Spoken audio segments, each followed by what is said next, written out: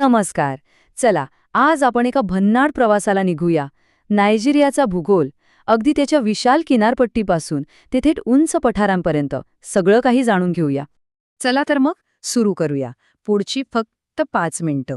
आणि ह्या 5 मिनिटात आपण नायजेरियाचा असा काही फेरफटका मारणार आहोत की जणू काही आपण खरंच तिथे पोचलोय.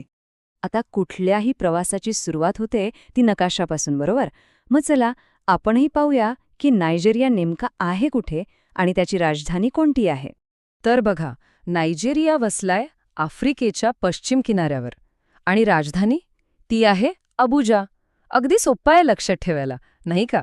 या 2 गोष्टी आपल्या या प्रवासाचा बेस आहेत.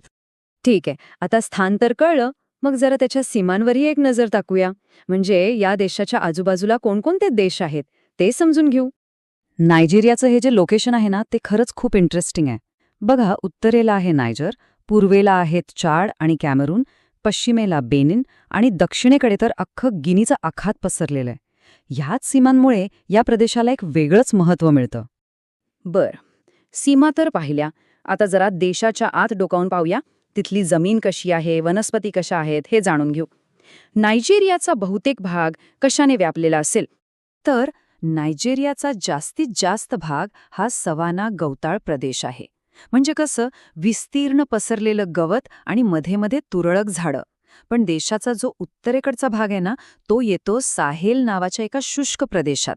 म्हणजे बघा, एकाच देशात हे 2 वेगवेगळे प्रदेश. किती मस्त विविधता आहे, नाही का? वनस्पतींबद्दल तर झालं. आता वळूया नायजेरियाच्या जीवनवाहिन्यांकडे. हो, मी बोलतोय तिथल्या प्रमुख नद्यांबद्दल. या नद्या देशासाठी प्रचंड महत्त्वाच्या आहेत.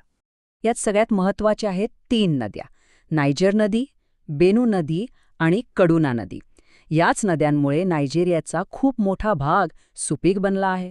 पण एक मिनिट, ह्या सगळ्या नद्या वाहतात, पण यांचं पाणी शेवटी जातं कुठे? कुठे जाऊन मिळतं हे सगळं?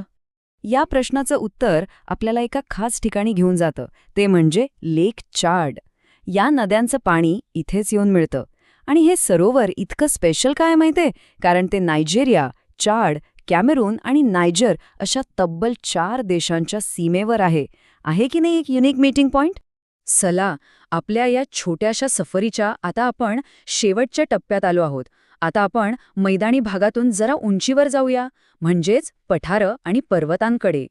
नायजेरियाचा जो मध्यवर्ती उंच भाग आहे ना, त्याला जोस पठार असं म्हणतात. हे खरं तर देशाच्या भूगोलाचं एक खूप महत्त्वाचं वैशिष्ट्य आहे.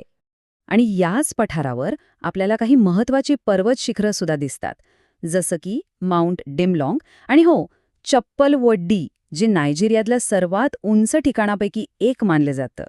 तर या 5 मिनिटांच्या सफरीनंतर एक विचार नक्कीच मनात येतो की एखाद्या देशाचा भूगोल म्हणजे तिथल्या नद्या, पर्वत, सीमा या सगळ्या गोष्टी मिळून त्या देशाची कहाणी आणि त्याची ओळख खऱ्या अर्थाने कशी घडवत असतील, नाही का?